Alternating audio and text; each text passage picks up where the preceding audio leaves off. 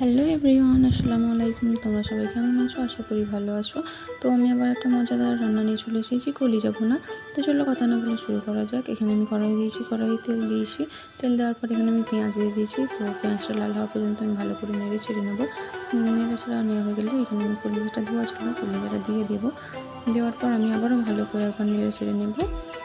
তো ভালো করে নেড়ে নেওয়ার পর এখানে আমি আদা রসুন বাটা দিয়ে দিয়েছি, টমেটো দিয়ে দিয়েছি। তো ধনে পাতা থাকলে তোমরা ধনে পাতাটাও দিতে পারো, আমি এখানে দিইনি। তো দেখো এইটা আমি ভালো করে নেড়ে আমি সব ধরনের মশলা দিয়ে নিয়েছি, নুন, লঙ্কা, হলুদ, জিরে যা লাগে সবই দিয়ে দিয়েছি।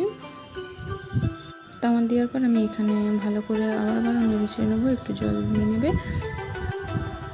তো তোমাদের কার কার কলিজা ভুনা খেতে ভালো লাগে অবশ্যই কমেন্টে জানিও।